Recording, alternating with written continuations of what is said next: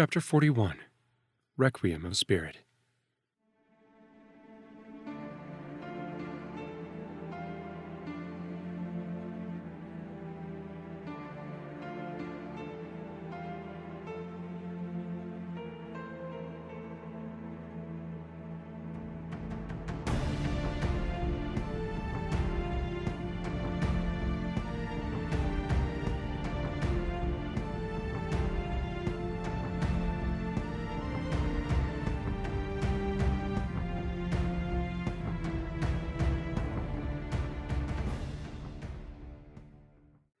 As Link approached the desert colossus, the harsh desert sands rose in a whirling tempest. It came upon them so suddenly that Link was certain something, or someone, had conjured it. He pressed Epona on towards the rocky plateau that rose from the desert sands like a giant table. It was flanked by columns of sandstone and wreathed by a formidable wall. As they neared their destination, the wind died down, and Link could see more clearly the mileposts with their red flags along the road. The Spirit Temple is protected by far more than just a few illusions, Halvard cautioned as they approached the wall. That makes me feel so much better, Link muttered. Now all we need to do is find out the Great Fairy of the Desert is really some kind of axe-wielding maniac. That earned him a very dark look from Navi. I was only joking, he said sheepishly. I said she's a little whacked. Not crazy, Navi said crisply. She didn't speak to him again for some time. Link heaved a sigh. He hadn't meant to hurt her feelings. She was usually the one getting sarcastic these days, but he reasoned that she was just exhausted. It hadn't been an easy few days for either of them. Sheik was murmuring something, her voice almost inaudible. Link placed a hand on her forehead, brushing aside a few stray threads of golden hair. Her skin was still far too hot. The wind was probably helping her a little. She was still dripping wet from being doused in water. Come on, Epona, hurry up. We're nearly there. Link was worried they were nearly out of time. At least Sheik was talking. That was better than nothing. Epona snorted in agitation. To be fair, she was accustomed to a plentiful supply of water and good food. Even during their trek up Death Mountain, he'd been careful not to tax her too much. Now, they had no choice. Just a bit longer, Epona. Sheik's murmurs became steadily louder, until he could finally make out her urgent words. The castle is ablaze. An unholy funeral pyre of roaring flame. Oily smoke chokes the night. The last members of House Nohansen gone. They're still screaming. Why are we riding away? We have to save them. We have to. He wished he had not heard those words. They threatened to tear open old wounds that had never quite healed. With them, memories stirred in his mind, and an all too familiar scene began to play out in his mind. The girl, the fires, the screaming, the candle flame, he thought fiercely, squeezing his eyes shut. Remember the candle flame. It didn't work. For a moment, he was sure that he could hear those cries too, as if he were somehow sharing Sheik's terrible dream. Vaguely, Link recalled Sheik mentioning the horrors she witnessed that night, the death of her family. Focusing his attention back to her, he shook Sheik's shoulder gently and called her name. He had hoped to break her out of her nightmare, but his efforts were useless. Sheik merely moaned and kept speaking. What is it? Navi flew beside him, her voice concerned. I'm not sure, Link answered. There are Stalfos everywhere.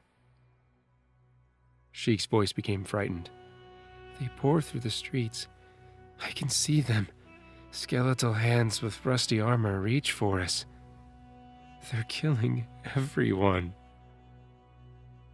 Fever dreams, Navi murmured. Is there anything we can do?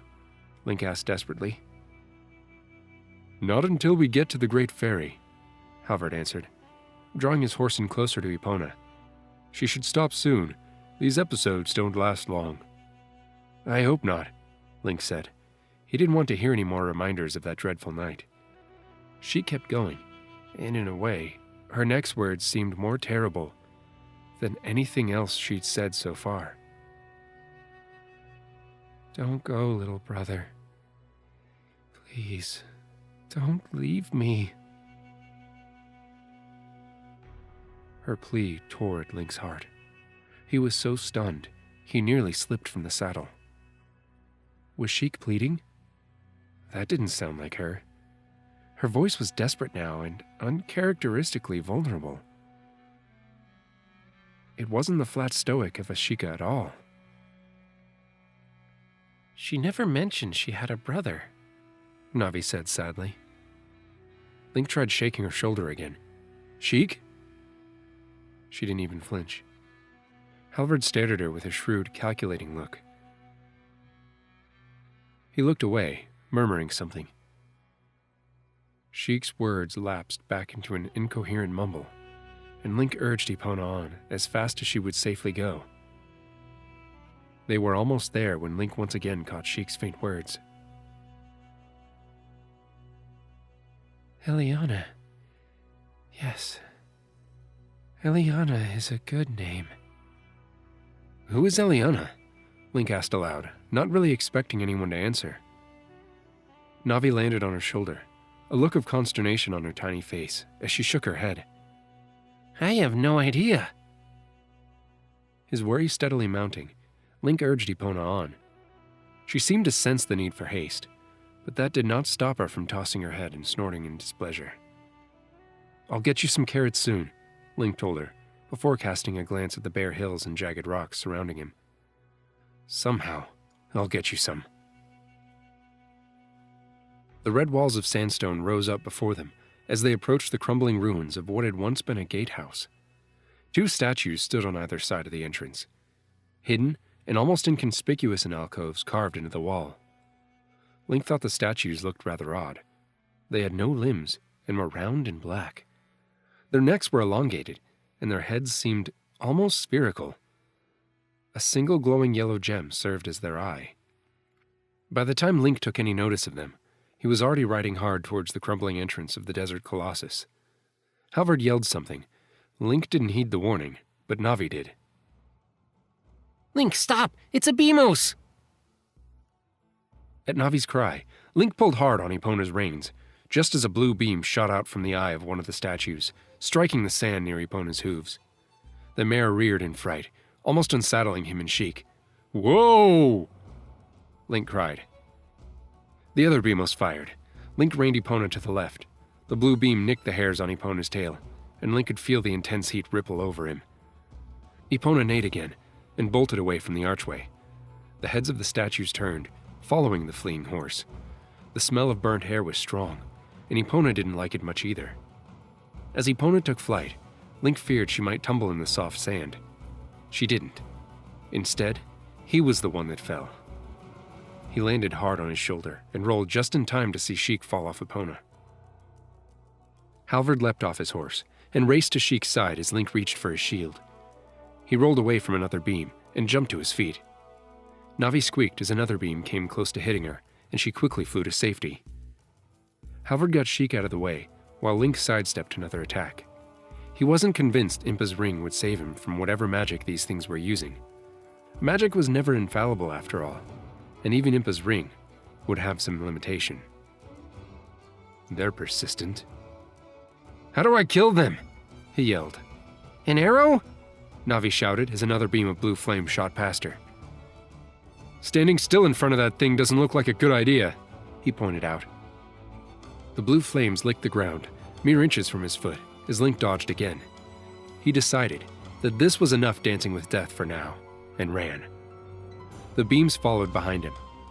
The other tried to shoot him again, and Navi shrieked in horror. It didn't miss. The beam struck the mirror shield secured behind Link. The blue flames bounced off, slamming straight back into their owner. The statue exploded. Link tasted the tiny granules of sand as he fell flat on his face, the mask of truth tumbling from his face. He wasn't given any time to marvel at the fact that the beam hadn't killed him. He scrambled up as another beam from the second statue seared the ground, right where his foot had been a moment ago. It nicked the side of the mask as Link scooped it up. He yelped, wishing the damned statue would just give up already.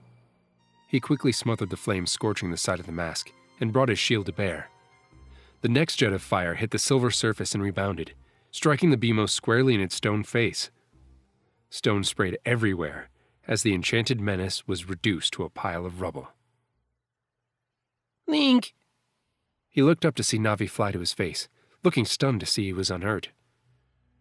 "I'm okay," he told her. Good thing you had that shield behind you, Navi remarked. I can't believe you weren't hurt. Honestly, Link, given what we've run into, I would have thought you'd be a little more careful by now. Link ignored her scolding remark. He merely stared at the crumbled remnants of the Beamos. Looks like someone's gone to a lot of trouble to keep us out, Navi said. Yeah, not sure why the Great Fairy of the Desert would choose to live here of all places. I mean, why not somewhere like Lake Hylia? Well, I'm sure it's scenic when there isn't a giant shape-shifting monster trying to kill you. Or other things, Link said, the thought of his shadow on his mind. Pushing those unpleasant memories aside, he focused on the most pressing issue, making sure nobody else was injured. He checked Epona. The hair on her tail was burnt, but she was otherwise unharmed. Sheik was in the worst condition, but hadn't suffered any injury from her fall. Much to Link's chagrin, Halvard inspected the damaged mask without even asking if he was okay. After a quick assessment of the scorched side of the white mask, he handed it back to Link. "It will still work. I suggest you put it back on," Halvard said. "A good thing it wasn't damaged, or else it would be rather difficult to replace." You realize it's a little off-putting when you put more value on a mask than a person's life, right? Navi asked, a faint thread of disgust creeping into her voice. People aren't replaceable. That thing is. She pointed at the mask as Link gazed at it before slipping it back on. Of course. I didn't mean to imply otherwise," Halvard said with an air of shock. I should hope not, Navi muttered. "You must understand, some of the masks in my collection are quite valuable and rare indeed. An entire lifetime's worth of work. Besides, your friend here would not survive long in the desert without it." Yeah, I understand, Navi interrupted Halvard before lowering her voice, so only Link could hear. Don't let him watch our backs.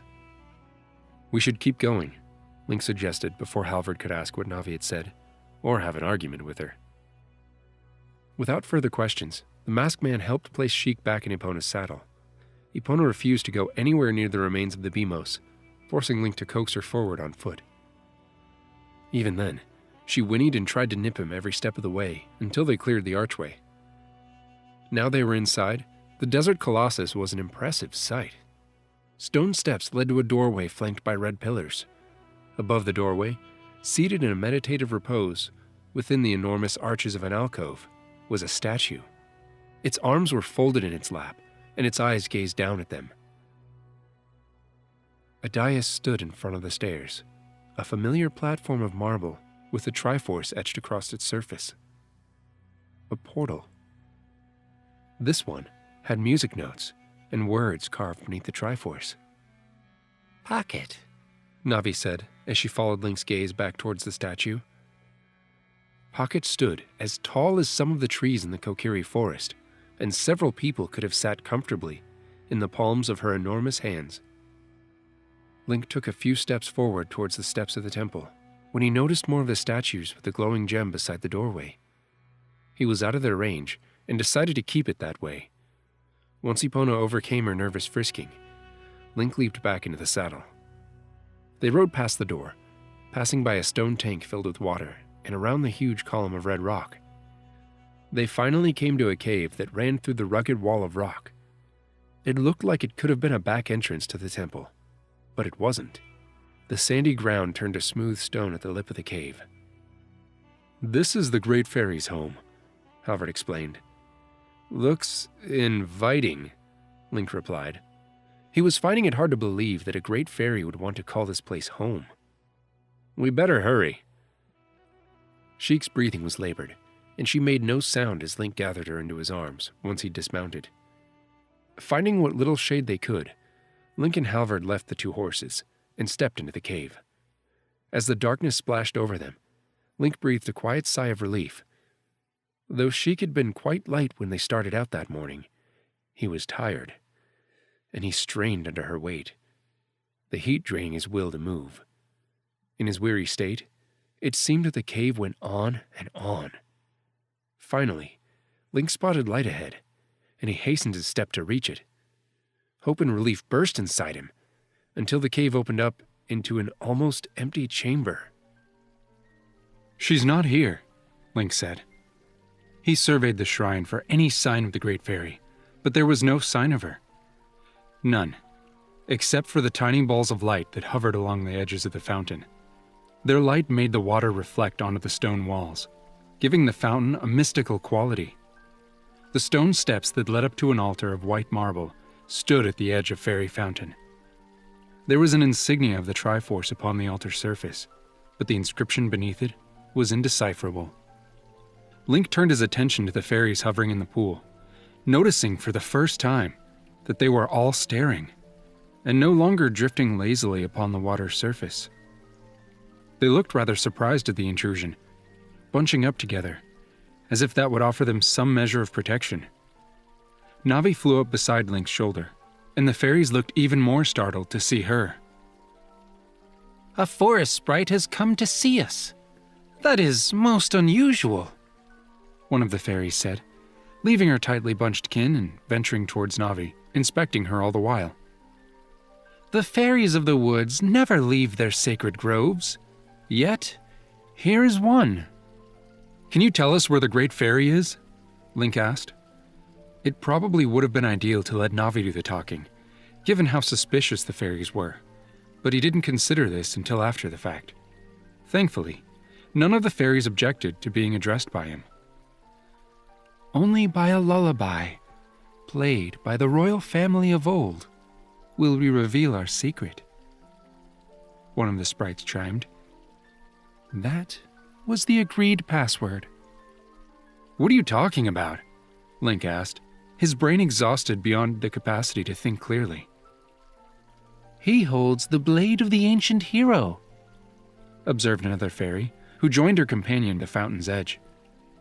"He is the chosen of Furore." "That's not an answer," Link told them pointedly, growing irritated.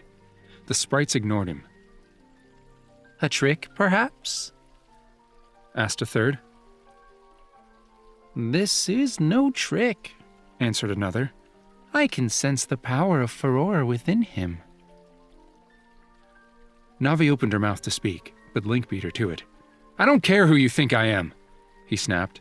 "If you don't stop ignoring me, one of you is going to end up in a bottle, and I will not let you out until you agree to help me." Most fairies knew what that meant. Apparently, these ones did too. They all gasped at him, with affronted expressions. Even Navi was giving him a look of deep reproach. Link sighed and opted for a different approach. My friend is dying," he explained, keeping his tone calm. "Please, can you help her?" The fairies looked at Sheik, and their silence seemed to last an agonizingly long time. For a horrible moment, Link feared they might refuse to help. The great fairy of the desert had lived in isolation for many years. What if these fairies didn't trust him? "We will help you," the first fairy said. "If you are the ancient hero, you will know the song of which we speak of. A lullaby, once used by the royal family." "Wait, you mean Zelda's lullaby?" Link asked, trying to rein in the urge to get really annoyed with the little fairies. They didn't answer. Gritting his teeth, Link placed Sheik on the altar, and Halvard passed his ocarina. It barely registered in Link's mind, that this was the first time he'd held the instrument since Dark Leak had stolen it. To his dismay, it was clogged with sand. Muttering a mild oath, and vowing to pack it in something a bit more sandproof, he quickly removed the sand as best he could. Singing would have been satisfactory, one of the sprites offered unhelpfully.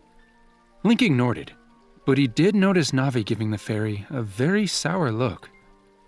Satisfied the ocarina was clean and no longer full of sand like everything else, he began to play. The soft hum of Zelda's lullaby flowed through the chamber, and a blue hue enveloped the instrument. As the last few notes drifted through the room, the fairies nodded their approval. Thank you. Link breathed a sigh of relief. The fairies began to sing as one, and Link watched them, mesmerized by their melody. Their song was sweet and haunting, and he was too spellbound for a moment to wonder what they were doing. As he watched, one of the fairies began to spin around the center of the fountain. Another joined it, and then a third joined the odd dance. They still sang, and as they did, a ball of white light burst into existence within the center of the pool. On and on, the fairies swirled, and the light grew brighter, each fairy now spinning around it. Link reached up to shield his eyes. The fairies fell silent as their song reached its end, and then light exploded through the chamber. A loud, rapturous laugh erupted through the chamber, and Link opened his eyes. The fairies were still there, but their gaze was now fixed on the tall figure hovering above the water. That, said Navi. is Circuit. Upon spotting the great fairy of the desert, Link couldn't help but think Navi was right. She was definitely a little whacked, and it wasn't even her mirthful laugh, full of energy and ever so slightly creepy, that bothered him the most. It was the sight of her flaming red hair, split into 3 thick braids that sparkled in the light of the chamber. The interesting hairdo wasn't so odd, nor were her puffy red lips. It wasn't even the overuse of what looked like makeup smeared across her eyebrows and face that perturbed Link. What was odd was the fact that this great fairy was almost stark naked.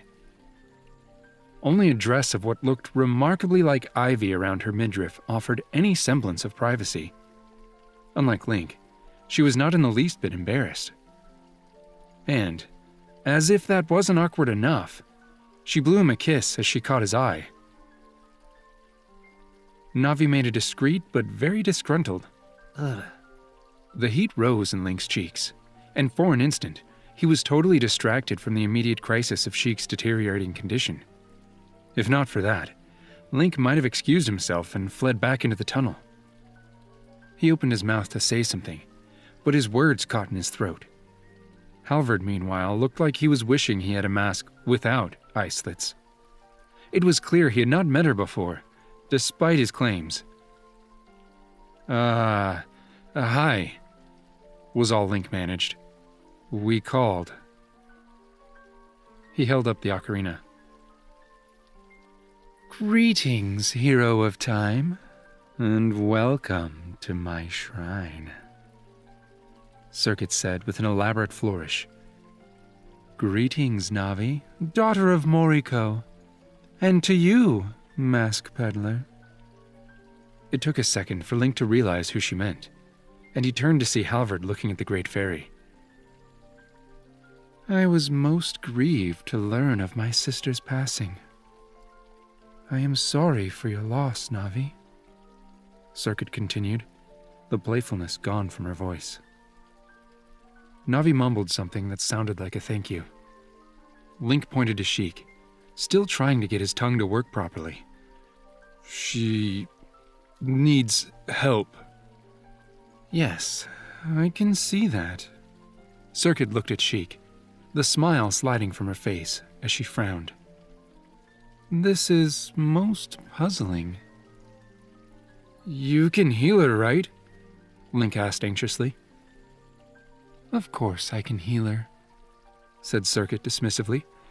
What is odd is that I can sense 2 souls within your companion. 2 souls sharing the same body. How is this possible? 2 souls? Halvard asked, sounding suspicious. Are you certain? Yes, Circuit replied. One is a Sheikah, the other a Hylian. She cocked her head, contemplating something. Tell me, how did the Princess of Destiny come to be in your care? The princess... what? Link looked back to Sheik. So did Halvard and Navi. A sudden suspicion tickled the back of his mind. He had never seen much of Sheik. She always kept completely enshrouded in her rather strange garbs. Then there was the glowing Triforce on her hand. What had Circuit meant by 2 souls sharing the same body? It didn't make sense. If Sheik and Zelda were really the same person, why would she risk everything by staying within the realm of the usurper? You didn't know? Circuit asked. Link touched the mask of truth, feeling the ridges of its wooden frame. Didn't Halvard say it could see through any disguise? She is Princess Zelda, Circuit explained, not waiting for a response. At least, one of the 2 souls within her is. The identity of the other is a mystery. When only stunned silence followed her revelation, Circuit paused and regarded Link with an expression of bemusement. Then understanding flickered in her eyes, and she added, Ah. You will have much to discuss when I wake her, no doubt. It is no matter. The Princess of Hyrule is welcome in my sanctuary. Straightening herself, Circuit stepped into the fountain and examined Sheik, pushing away the stray threads of golden hair from the Sheikah's face. An eldritch glow began to encompass the fairy's hand. She placed it on Sheik's forehead, closing her eyes as she did so. The light expanded from her hand, enshrouding Sheik. The seconds went by, and Sheik's breathing became steadier. The bruising on her face from where she'd been injured during her capture faded, and the color returned to her face. Seemingly satisfied, Circuit withdrew her hand. She smiled as she stepped back, announcing, There. It is done. Link climbed back up the steps, his thoughts torn between relief that Sheik was all right and Circuit's revelation about Sheik's identity. Could she really be Zelda? It did explain why Sheik always slept with a knife on her, and why she'd never seemed quite comfortable with the idea of sleeping at all. He couldn't imagine what it would be like to live with the constant fear of being assassinated. Never being able to sleep with the knowledge that you were completely safe, and constantly trying to stay one step ahead of her pursuers. Even her Sheik in disguise was no guarantee of safety. A mage might be able to sense the aura of her Triforce piece. How is it possible for 2 souls to share the same body? He asked Halvard and Navi. There is a way, but... Halvard paused, frowning. I don't see how. No Sheikah would agree to it. Not these days. Agree to what? Link asked testily, wishing the man would just give him a straight answer. Just as Halvard opened his mouth to respond, Sheik stirred. Link reached a hand towards her, but as he did, Sheik's eyes snapped open. She gasped, one hand reaching for a knife sheathed within her boot that wasn't there. The other hand snapped shut on Link's arm and twisted. Link's relief that Sheik had her strength back was replaced by a sudden alarm as she tackled him to the ground, pinning his arms against his body and holding him down. Ah! Sheik, it's me! He cried out. Link? Sheik's eyes went wide. I'm glad you weren't armed, Link said, flinching as he tried to move. Or else Circuit here would be busy. If his arm wasn't so much in pain, he might have grinned. Flushing a shade of crimson, Sheik got off him faster than she had thrown him to the ground. I'm so sorry. What? She looked around, her eyes finding Navi and then Halvard. When she saw Circuit, her eyes went nearly as wide as Link's had been. Who the hell are you? In Sheik's defense, Link was quite sure she would have been more polite had she not been so badly startled. Fortunately, Circuit didn't seem offended. At ease, Lady Zelda Harkonnen, most noble princess of Hyrule. You are safe, she said. I am Circuit, great fairy of the desert, and this most delightful abode is my home. What? Sheik looked like someone had just struck her. What did you call me? Then she shot a glance at the others. When she looked back at Circuit, her face had gone white. You told them? You did not? Circuit asked mildly. What? No! Goddesses! Damn it! They weren't... Sheik's voice faltered as she clasped a hand over her face. This... Oh, goddesses, this was not the way I wanted you to find out. I might add, Halvard offered, I already had a hunch. Ganondorf knows that you bear the Triforce of Wisdom. To my knowledge, only one of King Nohansen's line can wield it, and you are the last member of that line. My guess was that you willingly gave the Triforce of Wisdom to someone else. Then you started talking in your sleep. You mentioned someone close to you. Prince Ewan. A flash of anger crossed the Sheikah's features at the mention of her half-brother, but it was gone in a second. How did you know I have the Triforce of Wisdom? She asked, her eyes inadvertently traveling to her left hand. It used its power to keep you alive. Sheik's eyes went wide, and she whispered in horror. Goddesses, damn! Link exchanged a quick glance with Navi. Sheik must have been really unsettled to be acting so unlike her usual stony self. What is it? Navi asked with concern. If I use the power, he will know, Sheik said, her voice little more than a whisper. Ganondorf? Circuit asked, looking mildly concerned. Sheik nodded. He will have sensed it. His minions will be marching on the Desert Colossus soon. We must hurry. She looked up at Link, and there was obvious pain in her eyes now. He'd never expected to see her so sorrowful. I'm so sorry, Link. I wanted to tell you, and I meant to. You must hate me after everything that's happened, after the secrets I kept from you. Her confession startled Link. Why would he hate her? He understood the need for her deception. He knew why she needed to hide, if she was going to help him and her people. He couldn't hate her for that. Did she truly think he hated her this whole time? His words caught in his throat again. Still confused, he uttered, Zelda, my queen, why would I ever hate you? Was that what he was supposed to call her now? What was he supposed to call her now?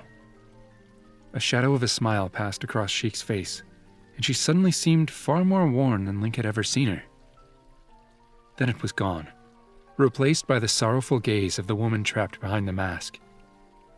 You don't have to call me that, she whispered, her voice trembling slightly. I'm sure you did what you had to, Navi offered, seeing Sheik's obvious distress. That you chose to remain in Hyrule at all is remarkable. I'm sure Link understands that, right? Link swallowed a lump in his throat. Of course I do. I wanted to know you were safe. I knew why you had fled, and I wasn't angry. No, but you did have a lot to be angry about, Sheik said with a shaky laugh that didn't sound anything like her. The memory almost made Link cringe. He knew what she was talking about. Now that he realized just who he had vented his anger out on, following his awakening in the Sacred Realm, he felt a stab of shame and embarrassment. Worst of all, he'd gotten inebriated in front of the Princess of Hyrule, and the rest didn't bear thinking about. I'm the one who should be sorry. I would never have disgraced myself so much if I'd known it was you, he said apologetically. Perhaps not, Sheik said, her voice soft but firm. You had every right to be upset, Link. I could not imagine how it must have felt. Waking up after 7 years. Navi told me what Ganondorf did when you made it to Castletown the night it burned. Her voice quivered as she choked on the words. Link struggled to meet her eyes, and nearly jumped when Halvard cleared his throat and stepped forward. If I may, this is probably a discussion you two want to have alone, he suggested. Yes, you are right, Sheik said quietly, before drawing herself up more confidently. Suddenly, that cold mass seemed to return. There is little time. Ganondorf's followers will be marching on the Desert Colossus soon, and we still have to find the Sage of Spirit. Sheik turned to face the Great Fairy. Thank you, Circuit. I am in your debt. Returning the light to this land, and the sacred realm, the birthplace of my kind, is the only thing I ask, Your Majesty. You are welcome to return here, should your travels weary you. Circuit stepped out of the fountain, walked around the altar, and came to a halt in front of Link. Are you familiar with this process? She asked. Not waiting for an answer, she placed her hand on his forehead. A cold, familiar sensation rippled through Link's spine, and he shivered, his entire body going cold. The fatigue from the last several days left him immediately, just as it had the night Moriko healed him in the forest. She healed Halvard next, before stepping back into her fountain and turning around. Farewell, and may we meet again. Thank you for helping us, Link said. If that's all, Sheik said, we'd best make our leave. Just one thing, both of you. Nobody else can know that I am Zelda. Not yet. Until then, you must refer to me as Sheik. Link nodded. Your secret is safe with me. Is there anything else I should know about that I said in my sleep? Sheik asked, just as she turned to leave. Oh no, not really, Navi told her casually. Just the one confession of true love. Sheik, who was now standing at the tunnel's entrance, turned on her heels and glared. What? Navi asked sheepishly. That's what people normally do in their sleep, isn't it? Sheik sighed and turned around, clearly not amused. She strode down the tunnel, leaving the others to follow her. When Link's small party finally reached the mouth of Circuit's cave, the afternoon sun felt more oppressive than it had before. The baked desert sand was now so hot, it was a wonder his boots weren't melting. Following Sheik's lead, he retrieved Epona, leaving Halvard to his horse, and returned to the front of the Desert Colossus, where several Beamos awaited him. Leaving the horses far enough away to ensure they wouldn't spook. At least he hoped they wouldn't. Link cautiously approached the menacing statues. He was more careful this time, and with the help of the mirror shield, he quickly dispatched them, and they walked up to the stone door. To his dismay, it was sealed shut. This temple predates the Gerudo Kingdom, and even Hyrule, Sheik said, studying the door. The markings on the door, and on the goddess statue, are written in Gerudic hieroglyphs. The writings on the rest of this temple's facade are far older. From the era of the first sages? Halvard asked curiously. Not quite, Sheik answered. Although the oldest chambers in the temple are said to date back to their era, the remainder of the Desert Colossus was built well after their time. Well, I'd ordinarily find this very fascinating, Navi said with slight ire. How does that help? It gives us an idea of what we're dealing with, Sheik answered without inflection. This is more recent magic. I hadn't considered that, Navi said apologetically. You mean the door is magically sealed? Link asked, running his hand along the smooth stone. Yes, Sheik said, sounding like she thought this ought to have been obvious. The words above the sigil of the sun. She pointed at the main mural on the door, of a sun beneath the outstretched wings of a bird, are in Gerudic. They read Spirit and Requiem. Requiem of Spirit, Halvard said. Everyone looked at him. It's the song that used to activate that portal, he said, pointing to the platform that stood before the temple's entrance. Avil told me, but refused to teach it to me. There is an inscription of it on the dais. Link led the way down the stone steps and to the dais. They found the inscription quickly and brushed the sand off so Sheik and Navi could read all the notes.